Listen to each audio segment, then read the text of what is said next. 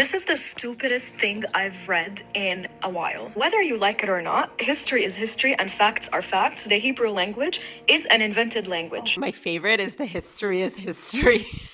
This language is an invention. You're such a tool. Not only did we use Hebrew for prayer and for biblical study for literally thousands of years. For thousands of years, I know Zionists love using thousands of years. Thousands of years might sound ridiculous to you because your identity doesn't go back that far, but ours does. Jews were speaking the languages of the places they inhabited, whether it was Arabic, whether it was German. You're literally sitting there speaking English because you live in a country where the language is English. So yes, of course, Jews who were kicked out of their land to all these different countries were speaking the local language because, that's how people communicate. Whether it was whatever, Yiddish. Do you know what language Yiddish comes from?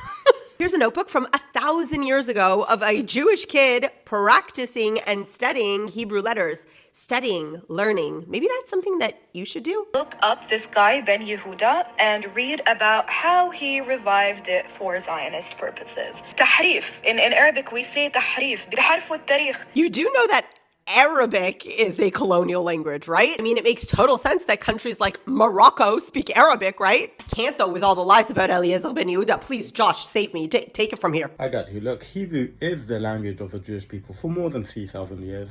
For example, you can see the great Isaiah scroll written more than 2,000 years ago. Any Hebrew speaker today can still read it.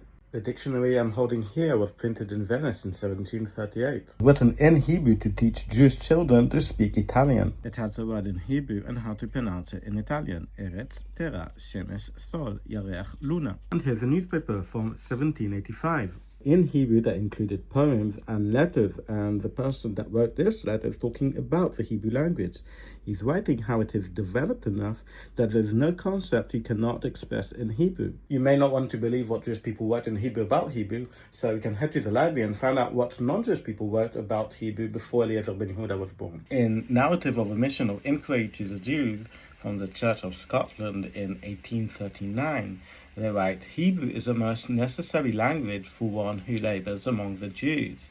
He continues with writing that all Jews in Palestine also speak Hebrew. James Finn, who was a British consul in Jerusalem between 1853 and 1856, wrote in his book, Stirring Times, with regard to pure Hebrew, the learned world in Europe is greatly mistaken in designating this a dead language. In Jerusalem, it is a living tongue of everyday utility. These people, non-Jews who lived before the time of Ben Yehuda, and reported about how Jews are speaking Hebrew. He did not invent a new language. People were using it already.